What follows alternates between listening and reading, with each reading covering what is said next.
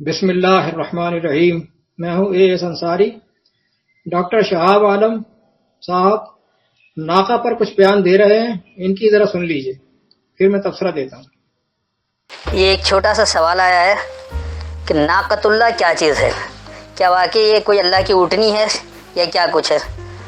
اب اس کے لیے اگر آپ قوم صالح اور ناقۃ اللہ جہاں جہاں قرآن میں آیا ہے اس کو لیں گے تو بہت طویل وقت ہو جائے گا۔ میں چاہوں گا کہ صرف ایک جگہ سے بات کو سمجھا دیا جائے، یہ ایک چند آیتوں سے ہی بات واضح ہو جائے۔ تو اس کے لیے آپ سب سے پہلے سورہ اعراف آیت نمبر 73 سے آپ 79 تک دیکھ لیں، یعنی 7 کی 73 سے 79 تک تو بہت واضح ہے۔ اس کے بعد پھر کوئی سوال ہو تو بعد میں کیجیے گا، اس سے کر لیں گے۔ میرے خیال میں یہیں سے وضاحت کافی ہو جائے گی۔ اس وقت میرے پاس حافظ نذر احمد کا ترجمہ ہے، پہلے میں یہ بیان کرتا ہوں اور پھر جو اپنی فہم اسے سمجھاتا ہوں۔ تو وَإِلَىٰ ثَمُودَ أَخَاهُمْ صَالِحًا قال يا قوم اعبدوا الله ما لكم من اله غيره قد جاءتكم بينة من ربكم هذه ناقة الله لكم آية فذروها تأكل في أرض الله ولا تمسوها بسوء فيأخذكم عذاب أليم۔ اور سمود کی طرف بھیجا ان کے بھائی صالح کو، اس نے کہا ہے میری قوم اللہ کی عبادت کرو، تمہارا اس کے سوا کوئی معبود نہیں، تحقیق تمہارے پاس تمہارے رب کی طرف سے نشانی آ چکی ہے، یہ اللہ کی اونٹنی تمہارے لیے ایک نشانی ہے، سو اسے چھوڑ دو کہ اللہ کی زمین میں کھائے اور اسے برائی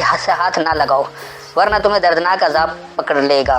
اب دیکھیے اس ترجمے میں سیدھی سی بات ہے کہ ہاں اللہ کی اونٹنی انہوں نے بتا دیا سیدھی سی، لیکن کیا اللہ کی اونٹنی میں کوئی آیت بھی ہوتی ہے؟ انہوں نے تو اس کو نشانی کر کے کہہ دیا کہ اسے چھوڑ دیا۔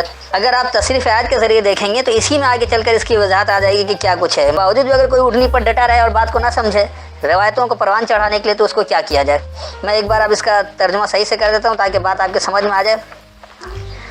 وَإِلَىٰ ثَمُودَ أَخَاهُمْ صَالِحًا، اور جب سمود کی طرف ان کے بھائی صالح کو بھیجا۔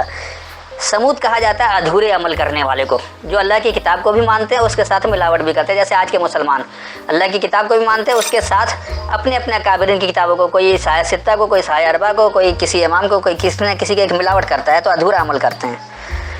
آخاہم ان کے ہم مقصد، ان کے بھائی، اصل میں بھائی کا مطلب بھائی کوئی سگا بھائی نہیں ہے، ایک ہی مقصد والے۔ تو ایک قوم میں لوگ ایک مقصد والے ہوتے ہیں کہ پوری قوم ترقی کرے، اس لیے کہا جاتا ہے۔ تو ادھورے عمل کرنے والوں کی طرف ان کے ہم مقصد صالح مکمل صحیح عمل کرنے والے کو۔ قال یا قوم اعبدوا اللہ، کہا ہے میری قوم اللہ کے تابع دار ہو جاؤ۔ ما لکم، کیا ہے تمہارے لیے، من الہ غیرہ، کوئی حاکم ہے اس کے علاوہ سے؟ نہیں، تمہارے لیے کیا اس کے علاوہ سے کوئی حاکم ہے؟ قد جاءتکم بینۃ من ربکم، یقینی تمہارے پاس آ گیا بیان کیا ہوا تمہارے رب سے۔ رب سے بیان کی ہوئی بات کس میں آتی ہے؟ رب کی کتاب میں آتی ہے، کہیں کسی اونٹنی میں آتی ہے؟ خود بخود اس کی وضاحت ہو رہی ہے کہ قد جاءتکم بینۃ من ربکم، یقینی تمہارے پاس تمہارے رب سے بیان کیا ہوا ہے۔ بیان کیا ہوا کیا ہے؟ ھذہ ناقۃ اللہ، یہی ناقۃ اللہ، یعنی یہی اللہ کی کتاب ہے۔ لکم آیاتن، تمہارے لیے اس میں آیتیں ہیں، تمہارے لیے آیتیں ہیں۔ فذروھا، بس اسے چھوڑو۔ تاکل فی ارض اللہ، تم حاصل کر کے برتو اللہ کی زمین میں۔ ولا تمسوھا بسوء، اور تم اس میں داخل ہو کر برائی کو حاصل نہیں کرو۔ مس کہا جاتا ہے کسی چیز میں داخل ہو کر حاصل کرنا، تو اس میں داخل ہو کر برائی کو حاصل نہیں کرو۔ فیاخذکم عذاب علیم، کے پس تمہیں دردناک سزا پکڑ لے۔ آگے انہوں نے کیا کیا؟ فعقروا الناقۃ، پس انہوں نے الکتاب کو ناکارہ بنا دیا، بانجھ بنا دیا۔ عقر کہتے ہیں جو نتیجہ نہیں دیتا ہے، اس لیے بانجھ عورت کو بھی عاقر کہا جاتا ہے۔ تو انہوں نے کتاب کو ناکارہ بنا دیا، بے نتیجہ بنا دیا، جیسے آج مسلمانوں نے قرآن کو بے نتیجہ بنا دیا۔ قرآن تو موجود ہے لیکن اسے عاقر کر دیا ہے، کیونکہ اس کے مطابق کام ہی نہیں کر رہے ہیں، سارا عمل اس کے خلاف، اپنے علماء، اپنے اکابرین کی کتابیں لے کر، یا سایہ ستہ کے نام پر، سایہ اربع کے نام پر، یا اور مزید کتابوں کے نام پر، تو اللہ کی کتاب کو انہوں نے بانجھ کر دیا۔ القرآن کو بھی آج بانجھ کر دیا، جیسے قوم صالح نے ناکہ کو بانجھ کر دیا تھا۔ وَآتَوْا أَمْرَ رَبِّهِمْ، یعنی انہوں نے نافرمانی کی اپنے رب کے معاملات کے بارے میں۔ وقالوا یا صالح، اور انہوں نے کہا اے صالح ائتنا بما تعدنا، کیا تم ہمیں دے رہے ہو اس کا جو تم وعدہ دے رہے ہو؟ ان کنت من المرسلین، اگر تم مراسلے ہی دینے والوں میں سے ہو، تم کہہ رہے ہو نا کہ عذاب عظیم آ جائے گا، تو بھیج دو سزا۔ مسٹر شہاب عالم صاحب، آپ کی ویڈیو کے حوالے سے میرے چند سوالات ہیں آپ پر، جن کا جواب آپ نے دینا ہے، اور آپ وہ جواب دے نہیں سکتے زندگی بھر، یہ میرا چیلنج ہے۔ آ جائیے، دیکھیں ناقاتن قرآن کریم میں کتنی جگہ آیا ہے؟ 7/73 جو آپ نے آیت رکھی ہے، 7/77، 11/64، 17/59، 28/155، 44/27، 91/13۔ قرآن میں صالح کی اونٹنی کا ذکر ان 7 آیات میں 7 مرتبہ آیا، اور ہر جگہ اسے اللہ نے ناقہ ہی کہا، ناقہ، اگر ناقہ کے معنی احکام ہی تھے، اللہ کے احکام تھے، تو صرف صالح علیہ السلام کے پیغام کو ہی ناقہ کیوں کہا؟ کیا صرف ان کے احکام اور پیغام ہی ناقہ تھے اور دوسرے کسی نبی کے پیغام احکام کو ناقہ نہیں کہا؟ کبھی نہیں کہا اللہ تعالیٰ نے۔ آخر کیوں؟ یہ سوال بنتا ہے آپ پر۔ نمبر 2، اللہ نے اپنے احکام پیغام کے لیے، احکامات اور پیغامات کے لیے وہ لفظ کیوں چنا جس کو سارے عرب، مسلم غیر مسلم، قدیم اور جدید، اونٹنی ہی کہتے ہیں؟ اونٹنی، شی کیمل۔ کیوں؟ کیا اللہ کے لیے کے پاس کوئی اور لفظ نہیں تھا؟ یا اللہ تعالیٰ دھوکہ دینا چاہ رہا ہے لوگوں کو، معاذ اللہ، کہ وہ ایسا لفظ استعمال کر دیا کہ سارے عرب اس کو اونٹنی کہتے ہیں؟ اللہ کے پاس کوئی اور لفظ ہی نہیں تھا احکامات اور پیغامات کے لیے؟ کیا گل کھلا رہے ہیں آپ؟ نمبر 3، سورہ شعراء میں پوری رودات بیان کی ہے اللہ تعالیٰ نے، آپ نکال کر دیکھیے۔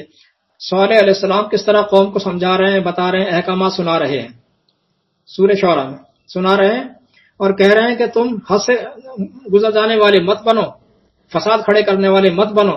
اللہ کے احکام، اللہ کے پیغام یہ ہے جو انہوں نے سنایا، اللہ کا احکام، اللہ کے پیغام یہ ہے جو انہوں نے سنایا قوم کو۔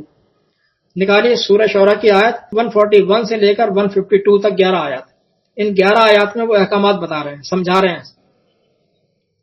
اس پر قوم کے لوگ کہتے ہیں کہ تو کوئی جادو زدہ بندہ لگتا ہے، تو ہماری طرح کا ایک بشر تو ہے۔ اچھا ٹھیک ہے، چل تو کہہ رہا تو ایسا کر، ٹھیک ہے، تو اپنی ان باتوں پر کوئی آیت لے کر آ نشانی کے طور پر، اگر سچا ہے تو۔ کیوں جناب، اب کون سی آیت چاہیے؟ یہ آیت کون سی ہے؟ کیا ہے یہ آیت؟ نشانی، کوئی نشانی لے کر آ۔ یعنی احکام تو انہوں نے سن لیے، اب اور کون سی آیت مانگ رہے ہیں؟ یہی آیت ہے جناب، اسی کو معجزہ کہتے ہیں۔ اسی طرح کی آیات کو دوسری آیات سے ممیز کرنے کے لیے لوگ اپنی سہولت کے لیے معجزہ کہتے ہیں، معجزہ۔ قرآن نے ان کو معجزہ نہیں کہا، قرآن ان کو آیت ہی کہتا ہے، ان کو بھی۔ بس پھر صالح علیہ السلام نے وہ جو ڈیمانڈ کر رہے تھے وہ آیت پیش کی، ہذہ ناقۃ لہا شرب، یہ ہے وہ اونٹنی اور یہ اس کا گھاٹ پانی پینے کا، ولکم شرب، اور یہ تمہارا گھاٹ، یہ اس کا گھاٹ اور یہ تمہارا گھاٹ، معین دنوں تک تم اسے استعمال کرو اور معین دنوں تک یہ استعمال کریں۔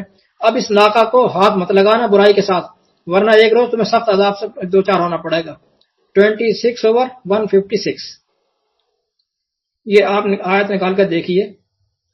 کیوں جناب؟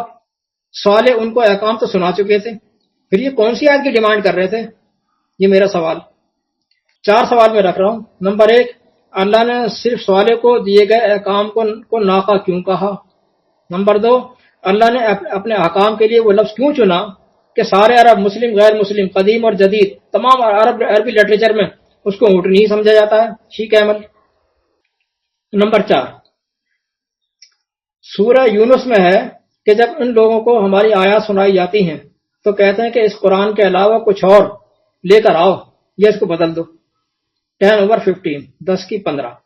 پھر مزید نصیحتیں کرتے کرتے اللہ کے نبی آگے آ جاتے ہیں، آیت نمبر 19 تک آ جاتے ہیں۔